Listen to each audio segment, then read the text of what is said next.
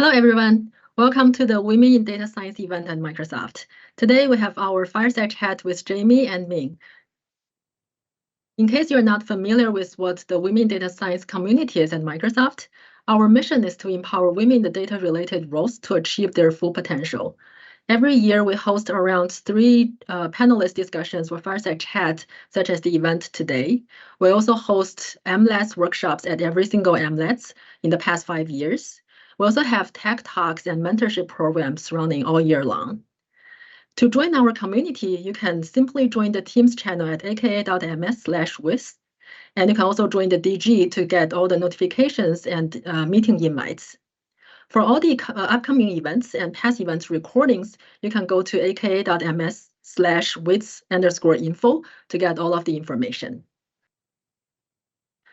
So during this event, for the first 45 minutes-ish, we're going to have the introduction and the panel discussion on pre-collected questions. Thanks for all of you who have submitted questions prior to this event. And then for the last 15 minutes, it's going to be reserved for open Q&A. To submit your questions, please use the Q&A feature in the chat so that we can get the upvotes for the questions. If you see others asking questions similar to the ones you want, please upvote them. And to help us better prepare and organize the questions, please submit your questions by 1:40 p.m. So now, without further ado, I'm going to transition to Gabriela, who is going to be our great moderator for today's event, and Jaime and Ming, who are going to be our speakers.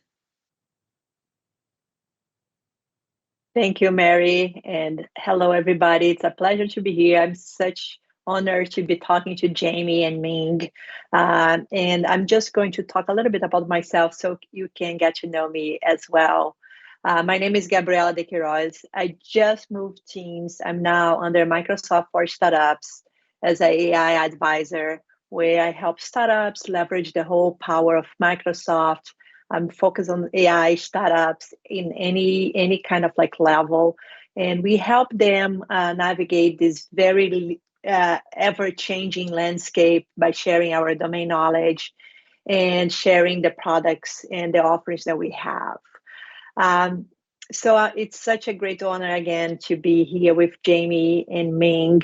And we have a few questions that were pre-collected and some ice-breaking questions. But before going through the questions, I would love Jaime and Ming, starting with Jaime, to hear a little bit about your background and especially to share what happened last week, which was an amazing recognition of your work. Sure, I'm happy to do that. And yeah, no. Last week, what Gabriela's referencing, which is pretty exciting, was I was included on the Time Magazine does these kind of lists of top 100 influencers, and they did their first ever AI influencer list last week, and I was part of that, which is pretty awesome.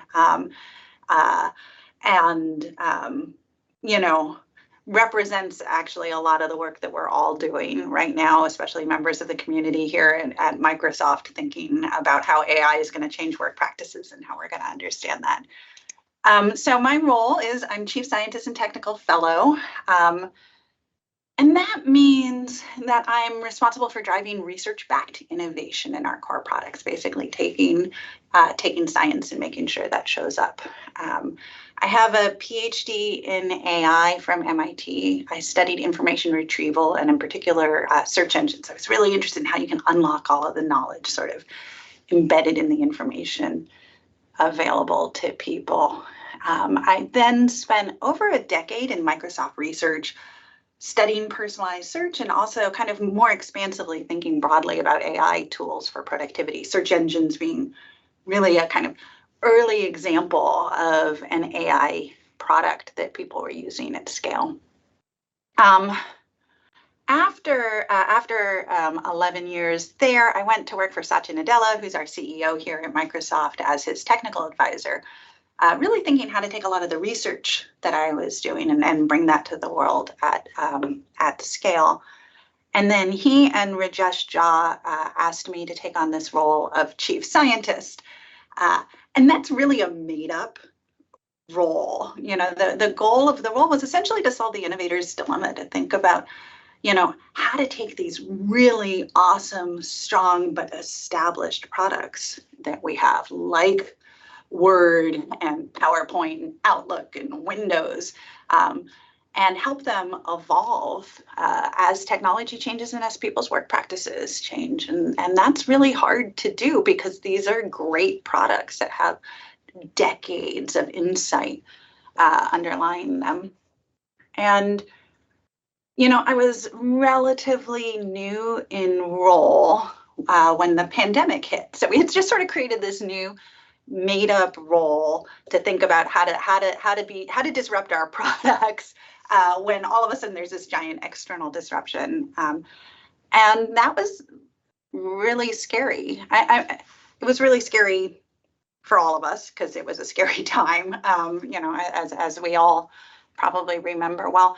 But it was scary for me in a work context, specifically just because, big disruptions like that tend to be times when companies drive efficiencies. And I was like, okay, maybe we don't want to be taking risk on this sort of crazy thing. We want to be doubling down on the things that we do well versus trying to figure out how to do things new.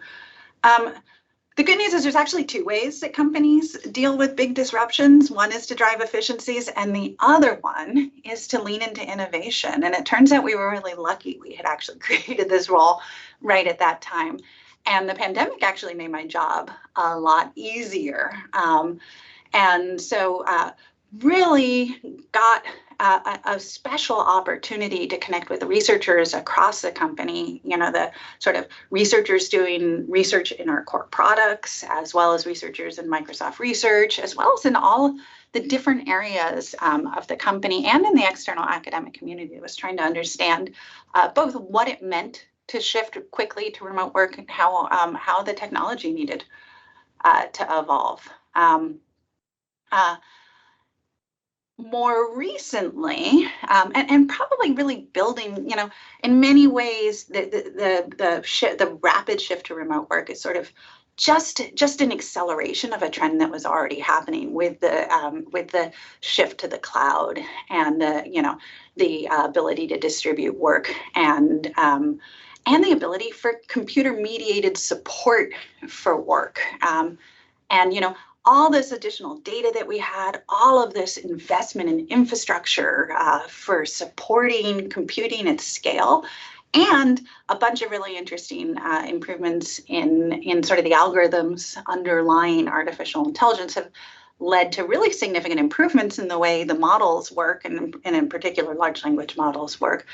And so then about a year ago, I've also was responsible for taking GPT-4 in its very early days before ChatGPT even existed, and figuring out how to integrate that into our products. And so that's been the focus of a lot of my attention over the past year, but is really a pretty clear evolution of the decades of research that we've been doing in understanding how people work and how to use computing technology for that. Amazing. Thank you for sharing that. Ming, we would love to hear from you a little bit about yourself. Yeah, absolutely. Yeah, so I think it's definitely a great pleasure and honor to be here together with Jaime and all of you in this room. You read the short bio, projection just now, so I'm not going, through the same dry facts, right? But I think what Jaime said earlier, kind of one thing resonated with me is that I'm also kind of on a made-up role right now. I think also due to the fact that we're in such a high acceleration of technology, that we really need strong investment in technical strategic execution. So actually now I'm the VP of technical strategy for Microsoft WebST. This is the org that works on Bing and bring chat to life, this is a brand new role for me. I've been on it for about 2 months, and it's pretty cool that I get to work on those cross-org strategic initiatives, including a lot having to do with large language models. So prior to this role, I was the VP for Microsoft News and Feeds. And I led my amazing team to transform the product that used to be the MSN digital newspaper into a modern, personalized recommendation feed. And also through that journey, I learned a lot about the change management and how to shift culture and technology in a rapid pace. And also did that over the pandemic. And also I'm a Microsoft boomerang. This is my second time working here. My first times in the company, I spent 13 years, and then I took a 5-year break at Meta. And all these over 2 decades of my career, I've spent on machine learning, search, and recommendation domains. And finally, I think I'm super happy to find out that today, not only we have Microsoft friends, but also we have friends from UW, because I'm a UW alumnus. So welcome, everyone. So happy to be here with you all. Great, thank you. Thank you for sharing both about your background. And we have some ice-breaking questions. It's always fun to know other things other than work. And the first question that I have for both of you is, what is a surprising or maybe lesser known talent that you have outside of your professional lives? And I will start with Ming this time. Sure. So I think this is no secret to people who work closely with me, because every week there are a couple of times in the day I say I got to go. That's when I have to drop everything and go to my badminton games. I'm a big badminton player, and this is my kind of passion of life. I'm not very good at it. I'm reasonable, but I just have a passion for it. And I not only playing, I spend unbelievable amount of hours on YouTube watching badminton video. That's awesome. On the thing I like to watch on YouTube are all the videos of like how people got dressed in the 15th century. I always find it that's such a like there's such weird clothes. Probably something that people might not know. I really enjoy cooking, but I particularly enjoy like Iron Chef style cooking. I like the kind of cooking where you don't have a recipe. Like you go look in your fridge and you're like, I've got an egg and some leftover cilantro and, a sardine or something really random. And like, how do you pull that together and make it into a great meal? So I have a lot of fun. And then also I have four boys, so I have people who eat a lot in my house. So I actually also really enjoy shopping at Costco, and it's sort of fun for that Iron Chef style cooking where you'll be walking through the store and you'll be like, "Ooh, this is on an amazing sale," and get to make up something funny. And it's good with the 4 boys because then I can come home with like the world's largest jar of capers and feel confident that I'm going to use it up. That's so amazing, so cool. And another one, which is a little bit different, is if you had unlimited resources, what problems would you try to solve? I think that's a great one. And Jaime, feel free to start with this one. Yeah, that's a hard question because it sort of means what do we really mean by unlimited resources? If I had unlimited resources, I would, feed and house everyone and provide healthcare for everyone. Like, the true, I like the sort of imaginary future of Star Trek, where essentially humanity has gotten to a place where we've got replicators and holodecks, and you can create and imagine everything to fill your needs. And sort of humanity then becomes about, about discovery and exploration. So I don't know if that's too broad of an unlimited resource. I certainly am passionate about like a lot of the same challenges that I think probably are on a lot of our minds. Climate change is something that I would invest heavily in to try and help. I actually believe strongly in criminal justice reform, and that's probably something that I would invest heavily in. But I'd make the world a better place, obviously. But unlimited resources, I do it in all the ways. And how about you, Ming? Anything that comes to your mind? That's a wonderful question, and I think a lot of what Jaime said, I think I wish I could be part of that too, right? Making those reality. I think it is the kind of assumption that we have unlimited resources that got us excited. When do you ever get that? Right?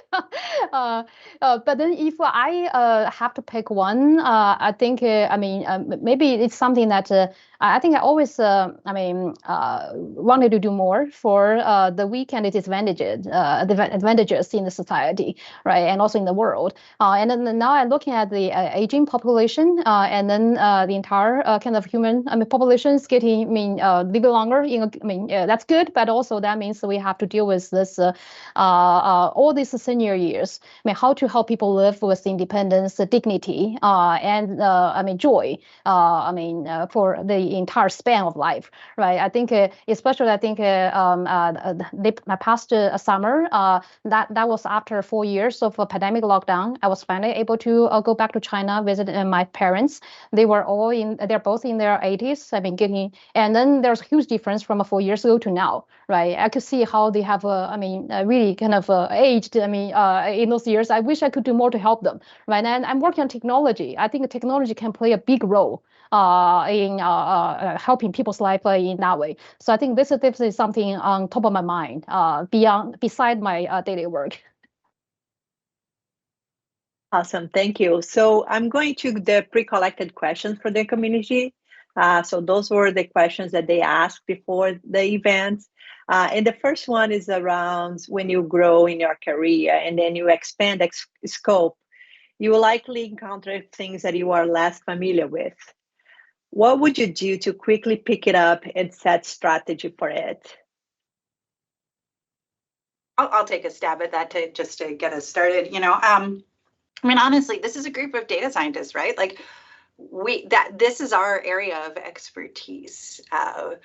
I would say growing in your career, but like big shifts too, like the shift to remote work, all the change that COVID brought, and then the shift that we're all undergoing in our roles in the context of AI. Those are big changes, and like we are all collectively having to invent new things, and we are very lucky to have a good, well-established model for creating new things, and that's science. I actually have a little spiel that I like to give around this about how essentially what organizations need right now is people who can lead like scientists. And that obviously means people who can, develop hypotheses and experiment and like have metrics to test it. But it means a lot of other things as well. There's a lot of surrounding that. It means building on the state of the art. There's no way anybody can get anything done right now by making it all up themselves. We have to be on top of the literature. We have to be on top of what other people are doing and know how to build on that.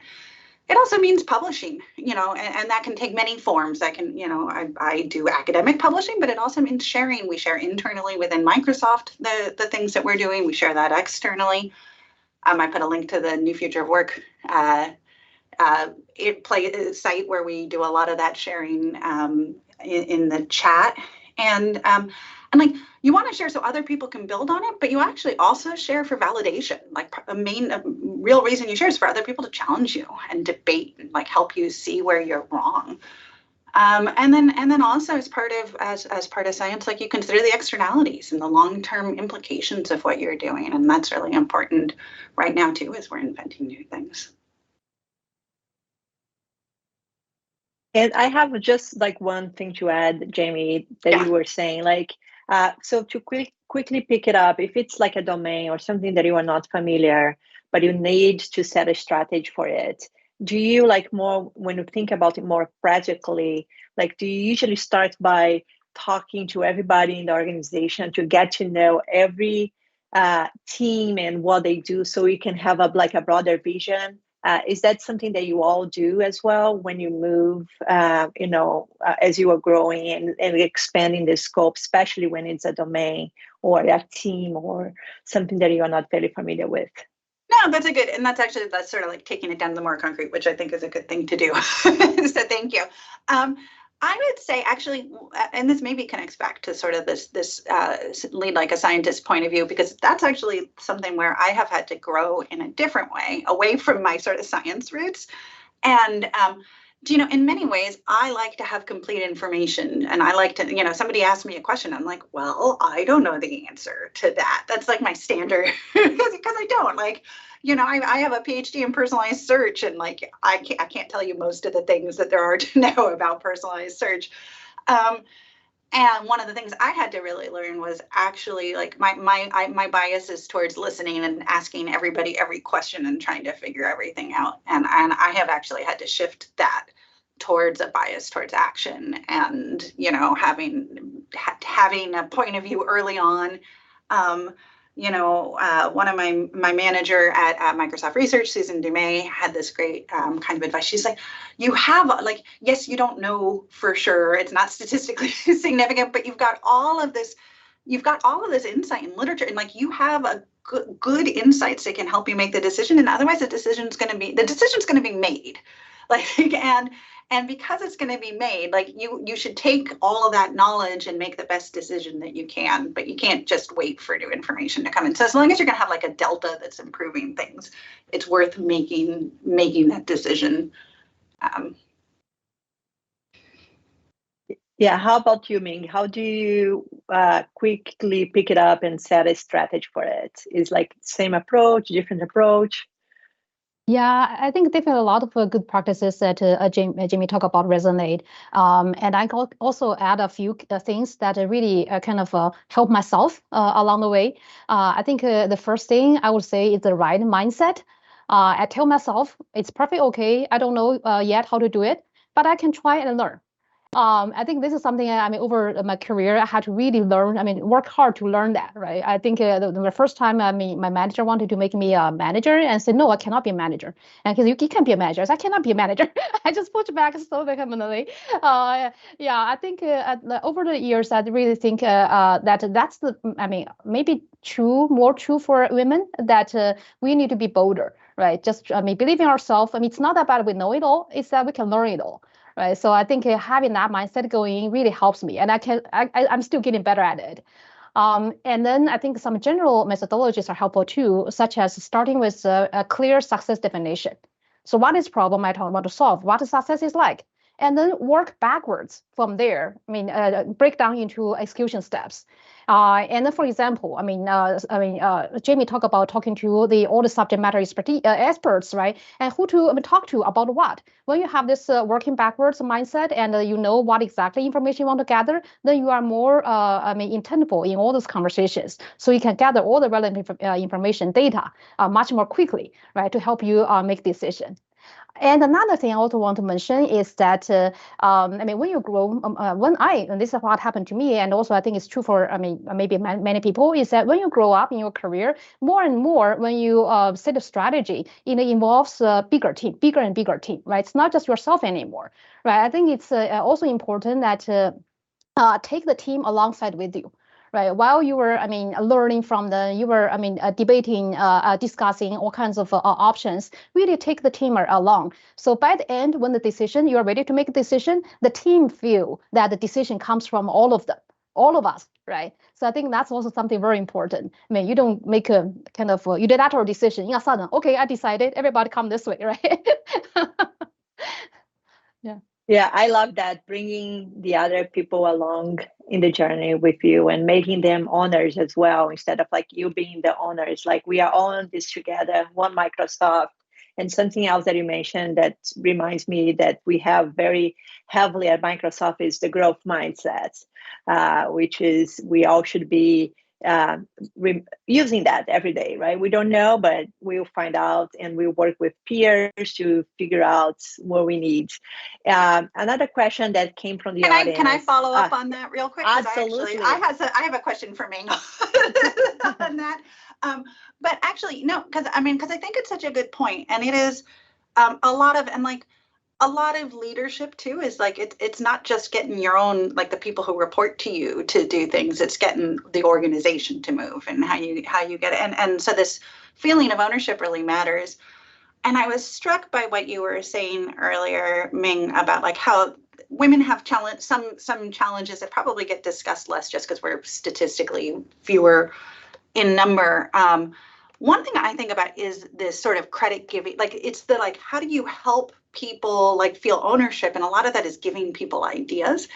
And I sometimes I'm like, how do you one of the things I haven't figured out the right balance of, like, how do you brag? Like, it's and it's important to be doing that, and it's actually important to be doing that not just for your own self and your own growth, but actually that ability to, like, share and show the work that you're doing. And, like, that's the only way that other people can build on it, is by sharing that. So I don't know if you have thoughts on that. It's something that I've been thinking about.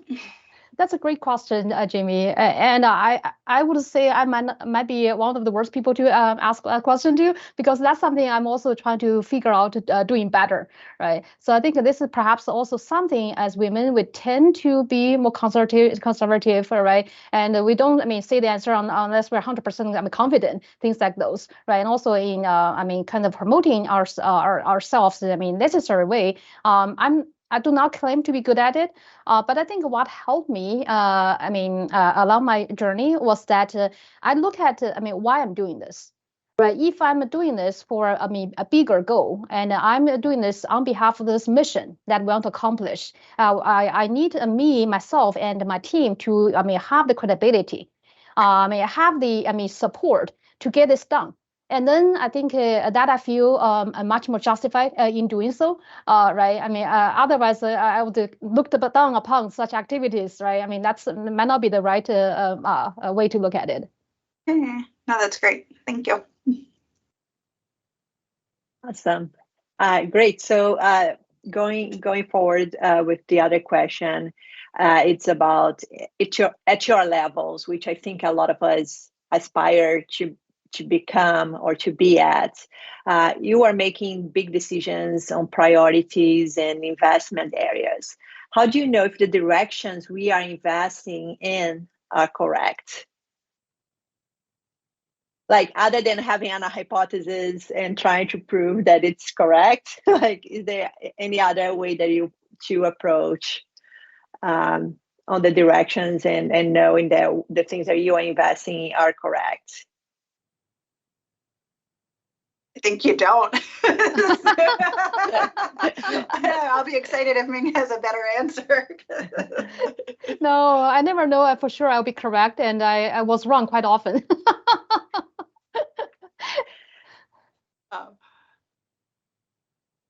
Yeah, I think it's very connected to the conversation that we were just having too, sort of about how you like you learn a lot of information, but you don't learn information forever, and you study things, but you don't study forever, and you make decisions, and those decisions will be wrong sometimes. And then you make sure that you learn and grow from those mistakes. Yeah, I agree with Jaime on that. And I think maybe I can kind of quote Jeff Bezos, a bit here, right? He said, good leaders are right a lot. And they are right a lot because they listen a lot and they change their minds a lot. I think this is what Jaime was saying. It's okay to make mistakes, but it's important to learn along the way, right? And I kind of like to put that into a DS mindset, use a DS language. If you want to become better at decision making, just become a better Bayesian, right? So I think so it is about, your years of experience. Have you built the judgment, which is a prior, right? And you come in and then you practice, go after the right data, and you build your likelihood, right? And then you, get your posterior, and then when you get your model ready, then make decision, right? What to wait for, and then and this prior, posterior, becomes your new prior when it comes to the next job, right? Next, assignment. And I think being really rigorous about this process and really being data driven and remove kind of emotional and all kinds of fear, worry out of the decision making can really help a lot. And I want to kind of, again, maybe talking to women, community, right? I think women, sometimes we tend to, at least I speak for myself, is that we might be held back by, the fear of making mistakes. right? I mean, I still do. That's why I keep reminding myself, be bold, right? I think, instead of being, motivated by fear, not making mistakes, be inspired by what impact you can make if you get this right. Or if you get it wrong, what learning you can get out of it, right? And then suddenly it becomes a very exciting thing, not a fearful thing. And then you have the kind of guts to make this decision and learn from it. Something that you were just saying, Ming, too, that one of the things that I've noticed you do a couple of times that I think is lovely is this sort of reframing things that are challenges in a way that helps them be positive. Helps it's this growth mindset too, reframing them so that you can grow from them. It's actually reminding me a little bit, there's sort of this other piece of this question about like, what does it mean to get things wrong? And actually, what does it mean to grow in your career too? Like one of the things, what does it mean to make these decisions that are bold? And like, it's hard. Like I care about people liking me. I care about people thinking that I'm getting things right. Like it's hard to like people who I've never met think that I have done something really dumb or wrong. And like, that's hard to get used to, and you kind of have to be okay with that. And I was thinking recently about one of the ways that I try and deal with this, like the making mistakes. And it actually makes me think of what you've been doing with this reframing of one of the things that I've found, like, and like, you're like, oh, you make a mistake or you screwed up. And like, that feeling of like staying up all night and worrying on it and being like, okay, what could I have done better? I can't believe I said that. I was such an idiot. I mean, I still do that sometimes about like things I just said in high school. So like, you can pull up all sorts of random things. And it was a really interesting reframe of that for me to start figuring out that worrying on things is actually like, as long as it's not like to beat yourself up and feel miserable. But if you're like, oh, that's me learning, like, what could I have done better? How could I, how can I make it work better? Like that makes that's super positive. When I have an experience that causes me to worry, that's like, oh, that's a growth experience. It's like kind of, and it helps it feel less crappy to have that feeling, to start being like, oh, this is a gift I'm giving myself to spend some time worrying on it, Yeah, that's amazing. That's an amazing way of thinking. And I feel like as we grow in our career, it's more common. But when you are beginning in a career, you are like, no, there is no way that I can make a mistake. And I think it's so great that the both of you are normalizing this, that it's okay. And there is no problem with that. And the two things, I love that the Bayesian approach. So I'm a statistician by training. So I love the Bayesian approach. And the other piece is like a motto that I would like to share that I have, that I take with me, that there are no failures, only feedback. So even if you make a mistake, there is always a learning that you can take out of it. So there is always something that you're going to gain or get out of the mistakes, which I really love what both of you said. I'm reminded, this is a good topic. So, but like, I'm reminded of this argument I had with my husband over the weekend. And one of the things, it was like, he had messed something up and I was angry about it and yelling at him. And he's like, I'm sorry. And it actually reminded me, like, I have this framework that I think about making mistakes, or but I think about it in a personal context, but it actually probably applies in a work context as well. I'm like, great. Like the first thing you do when you screw up is you say you're sorry. Like you should, you recognize you screwed up and you say you're sorry. But then there's two other pieces from it. And I think we've been talking about one of the pieces from it, which is like you figure out how to fix that in the long term, like how to do better next time. And that's the growth mindset and learning. There is actually another piece in there that's important as well, which is you repair. Like when you have made a mistake, you have screwed something up, and it is your responsibility to fix that as well. And that was actually what I was yelling at my husband about over the weekend. But like, it's an interesting piece of that too. And actually, we all should feel empowered. Like, yes, you're going to make mistakes, but like, you knock over a glass of milk. Like you go wipe up the milk and make sure things are clean, and then you make sure you're not going to like leave a glass of milk on the edge of the counter or something for later. Yeah, I love the example Jaime added. I think such learning really comes from everything in our life, right? It's just not just come from work. So shifting gears a little bit, and especially because we are all surrounded by the AI and all the new innovations, and there is a new LLM model coming out almost every day, either like open source or no open source. So I have a question for both of you. Do you think people are overhyped about LLMs? No. So I don't.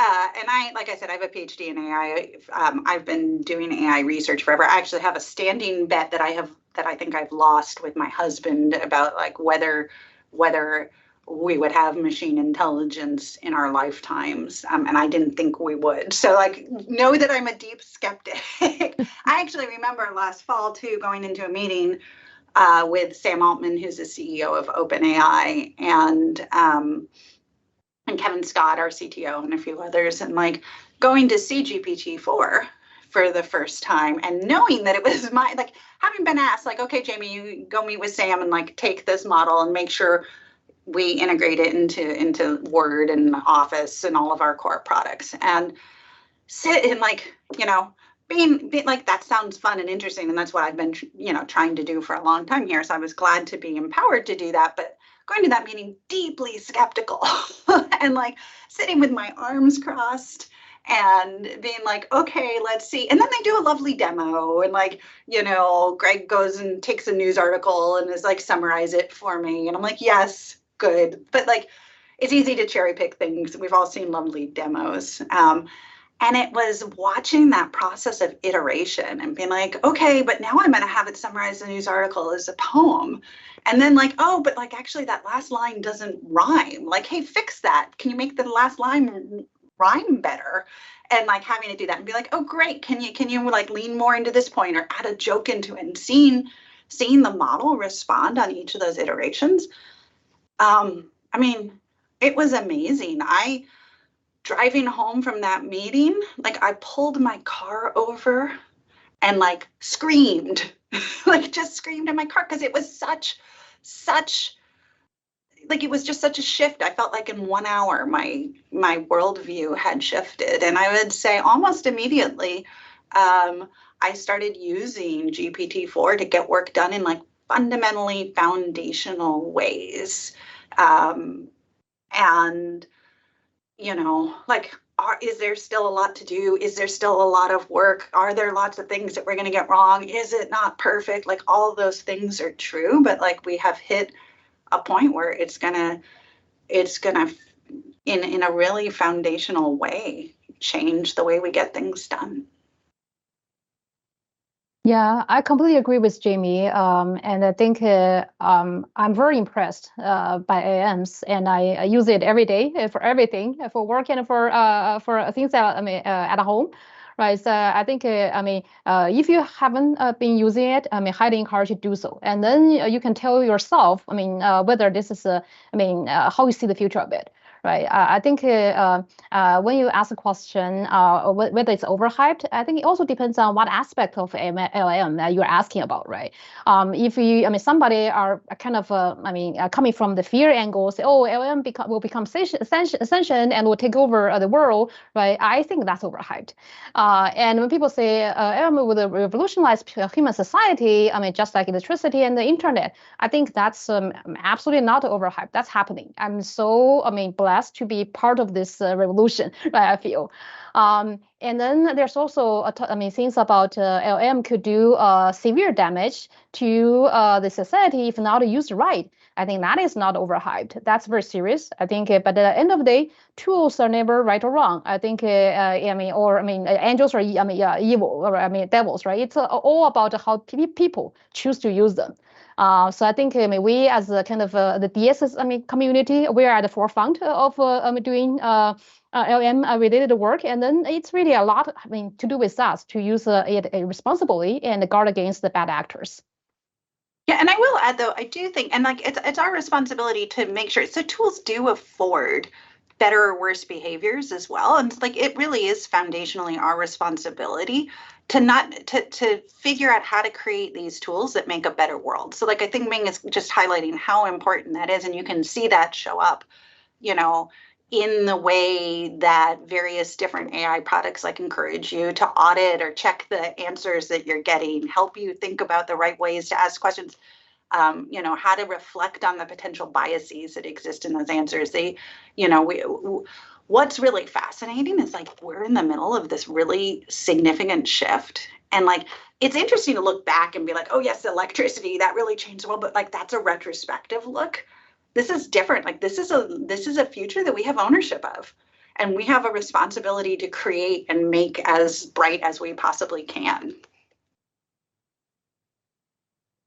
Awesome. And I think this question got people agitated to ask questions for both of you, which is amazing because I love when we get live questions from the audience. And the first one is the person is saying that they loved the tips on how to make decisions faster as you are growing your role and how to speak about your opinions, even if you don't have all the info. So in the same line, what are your top learnings and advice for career growth? One thing when I think about career growth, and I think it's a good, like a lot of times too, and like I'll bet you Ming will do that. Like our first default will be like, okay, it's sort of like, how do you do more, have more impact and do more what you want? But I actually think it's important for us also to think about our own personal career growth and how you get empowered. This is sort of related to what Ming was saying about like, how do you make sure you're empowered to have the kind of impact that you want? One of the things that I learned probably fairly late in my career is how important it is to actually think about the role. And like in some ways, what you're growing is your role, and it allows you to externalize thinking about career growth in a bit. And it's one of the things that's been fun about making up my own role. But then I get to start thinking about like, okay, what is this role? Why does the company need this role? And how does this role have additional impact? And then and if you can convince your leadership that this role is foundationally important, then it's actually fairly easy, and that it represents growth for you. It's fairly easy then to be like, okay, and I'm the best person for that role, and and then get that growth yourself. It's one of the ways that I've found it useful to think about my own personal career growth. Yeah, that's very inspiring. I think that's also something that, when I'm growing, even now, right, that's something I constantly need to think about, how to really look at the big picture and challenge myself to be bolder, right? And also kind of rise up to the opportunity I see. I think that's a great advice that Jaime offered. I want to add a little that I think for people who are younger in career, this is something I didn't do enough of, so I may want to share this with you, is that I think really try more things when you are younger, and then really find what is the best fit for you, right, to deepen your expertise. I think I may be lucky enough I found something I like, and I was always in this field, but more and more I feel that if I had broader range, earlier, then I could have done even more nowadays, right? So I think I would encourage everyone to think about, especially when you're early in your career, don't settle too early, right? Try many things and see what clicks. And then it's very important that you settle and you really pick something and you go deep on it, right? Become the very best expert on that. Learn all you can learn from it. And then very importantly, you build a lifelong relationship through such work. I think, a lot of times people talk about, how do I, network? How do I build, find sponsorship, right? People are willing to help me grow. I myself found out that it's not about the kind of a general socializing, right? That does not bring you the meaningful relationship. It is really in the trenches, right? Working hard problems together. And then you build the tremendous respect and, a kind of love for each other, right? And then those people are the strongest advocate for you. And also they are, always there for each other as mentors, right? So I think that's, maybe two things I want to share in addition. No, that's amazing. And I love your advice too about like, I think often, especially early career, like your first job or that feels like you're getting married or something, like it's forever. And like, it feels too heavy in weight. And I think just taking that down is really useful and can help make better decisions. And then another thing you reminded me of as you were speaking, one of the things I think one of the things we often try to do is like, oh, we always want a different job, or like, oh, this job's gonna be better, more interesting, or more impact, and like I really need to love what I do. But I think there's sort of a flip side of that one as well, which is like, love what you're doing. And like, there is beauty and power and opportunity in your job. Like, always figure out why your current role is the best job in the world. You know, and actually thinking a little bit about the personal context here, I'm reminded of the first vacation I took post-COVID. And I had a week on my calendar that I was going to take off, but we're all still in lockdown. And so like, you can't go anywhere except for sit at home. And I head out on vacation, which is the same place I'm working from. And what do? I like go lay in bed and play on my phone and watch Netflix for 2 days. I do nothing but that. And I'm miserable. And I'm actually like sobbing by the end of the second day. I'm just like, this sucks. And I'm so bummed. And then, you know what I did was the next day I got out of bed and I cleaned my closet out like really thoroughly. And that was so satisfying and fun. And I spent the rest of my vacation taking one room at a time and just like cleaning that room out. And it ended up being, I'm like, oh, I need another vacation like that, I guess.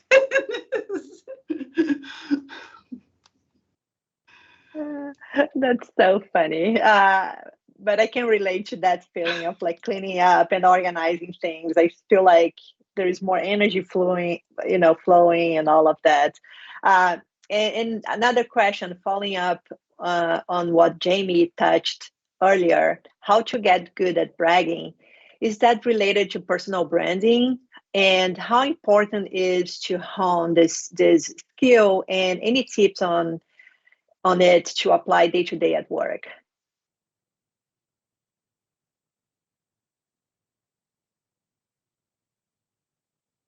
Ming or Jaime? Yeah, I don't know. I don't know that I have good advice on that front. And I've even like, Microsoft does like courses, like when you meet with the media and stuff, you get courses on like personal branding, and I still don't have good tips. So, Ming, do you have any? I mean, I admitted earlier, I'm not very good at this either.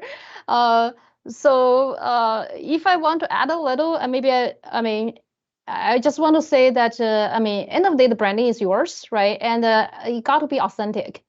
Don't try to project a facade out there, right? And you cannot put up that for long. And don't optimize how you want to be perceived. Really, optimize for what you are as a person, and what kind of perception will help you, pursue your passion, right? Getting the impact you want to make, and getting the learning you want to do. And then when you are immersed in doing things in the right way, and then the branding would show up, right? And then you start to have a reputation. Oh, this person is really good at doing this kind of things, and they do. I like enjoying work with her or him because of this kind of traits they demonstrate, right? So I think maybe not rush into kind of that might be the kind of means to the ends, right? Not see that as the ends itself. As I said, I do not claim to be expert on this, so take my suggestion as with a grain of salt. Yeah, and I think we, maybe women or underrepresented minorities, we are not very good in bragging, and bragging not in a negative way, but in a good way. So sometimes what I do sometimes is like to have a document where I write my achievements or the things that I've done, and that people are not aware, especially when you are moving jobs and people have no background about yourself. Like, you have to rebrand yourself, or if you change companies, like you have to rebrand yourself and to build up this network and knowledge about yourself all over again. So I always think that the document is also like a way to start off, but it's something that we don't do often. And and also like another piece is around having like advocates and people supporting you on this part as well. So it's less lonely in a way and less scary. And maybe I guess just to harken back to the other thing too is not feeling like you have to please everybody. It feels related to that too, as you think about how you're sort of, branding yourself or present, it's okay to not have everyone agree. Sorry, go ahead, Gabby. Yeah, exactly. Not be a people's pleaser. And there is always like someone that will disagree or that will not like whatever you were saying or doing. There is always someone in the room that's going to be that person, and you should just keep going. One other question that we got from the audience is, how do you reply to people who are scared of AI? Likely because they don't understand it, but this person struggled to know how to concisely reply. Yeah, I mean, and it's scary to have, like, we're undergoing a really big change. Like that is scary. Like, and it is, what are job roles going to look like? What does education look like? What does medicine look like? All these things are there. That is a big change. Is scary. Maybe one thing is to think a little bit about the framing Ming had earlier around, AI is a tool, and like one of the things that like that we own and are responsible for shaping. I think a lot of times what's scary is feeling out of control, and like helping people feel empowered to be shaping this trend and this shift is useful. Yeah, I think this is a very good question, and there might be several angles to it. I do not have a good answer. To them. In particular, I know that one source of fear is that some people fear that they will be replaced, right? So I think that's something that I really think this is a problem the society need to work together to solve. Right. I think I feel so blessed, to be in this field. Right. So when the wave comes, I can ride the wave. Right. But then for people who are not in this field, they were, new AI, and then in a sudden this wave is upon them. Right. They can really just, crush them. Right. And as a human society, we can say, society would move forward and would advance. But then it is at the cost of some people struggling, right? So I think this is something that does bug me a lot. I do not have good answers for it because it's a very big, broad problem, right? And I feel that maybe one thing I could do is that when I talk to such people, really approach that with empathy. Right. So seeing what they're going through and see in what ways AI could help them to, navigate this through easier. But maybe if there are no obvious ways, maybe at least, be there for them, right? So it's a very hard question, I would say. And you can get them to play around with Bing Chat too, and then they will get familiar with it.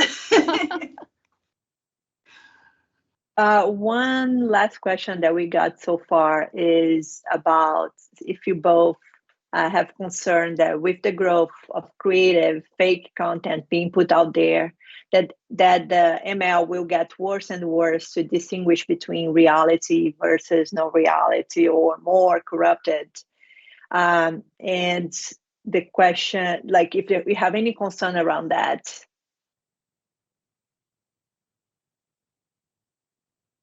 That with like the advancement, I have thoughts. I just feel tools, bad. I want Ming to go first because I feel like I keep going first. I thought we have a very good cadence. So you always go first and I can add. I'm happy to do that. Like, in many ways, like, yes, there is and has been a challenge around the creation of fake content and not being able to understand what's real. There's a wonderful opportunity where AI can help with creation and help us all be creators and create new things.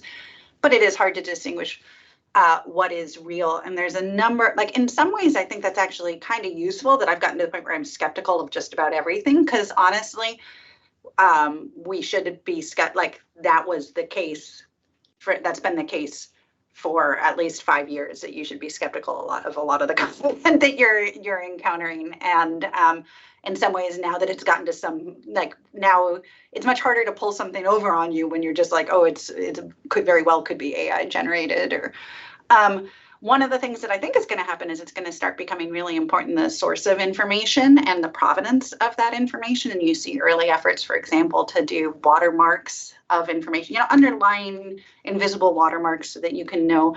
And it doesn't even mean that it's whether it's AI generated or not, but at least so that you know, like, okay, if there's a transcript of a conversation, like, that you can prove that is the transcript of this conversation that is actually happening, and be able to know and trust that because you can see the entire path. Yeah, so I think that's an excellent question you asked, and I think I may have two answers to that question. I think if I talk about the immediate effect of this, I do worry. But if I look at the long-term trends, I do not worry. I think immediately I do see, and I come back to my I really care for the disadvantages of the society, right? I mean, with the LLM revolution, we're actually seeing scams being much more sophisticated, real life like, I mean, in a sudden, right? So I can just see how much more people would get to become a victim because of this, and this is a very urgent problem we need to solve, right? So I think just like Jaime said, we need to learn to really have our own judgment, right? Triangulation for information, make sure that we use the technology right. But then I think on the other hand, just us are asking this question right now. I mean, it's a good sign that give me actually, confidence. This is not going to be a problem longer term, right? So we know it. I mean, I believe that as technology evolves, there are, all kinds of new problems kind of emerging. But then, human society have been pretty good at, tackling them. Right. So eventually, I think I'm pretty confident that we can find good solutions. But then it is important that we stay vigilant every step of the way. Awesome. And I know that we are just on time, unfortunately, because this is such a great conversation. I want to thank you, the both of you and the audience, for being here today. But before we close this, I just want to have the open floor for Jaime and Ming, if you want to share anything that you forgot, or anything they want to share with the audience. It can be like a phrase, or like a motivational quote, or something that you think this audience would appreciate before we wrap this up.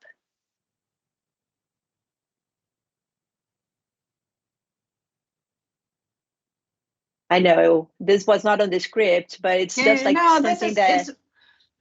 I think partly, actually, like this has been a great conversation, and I've really enjoyed, learning from you and Ming. And I think in part, like, the conversation has gone and hit on a lot of what I think is important. Like, I think, speaking to the women in data science community, like, this is an opportunity to lead like scientists, and we are in the middle of a momentous shift, one that will be recognized as, shaping the future of human society, and it isn't written yet. Like, we have the opportunity and the responsibility to shape this, not just to look at it and learn from it, but to actually actively create a future that we want to live in. Yes, so maybe I can just add one phrase I picked up from actually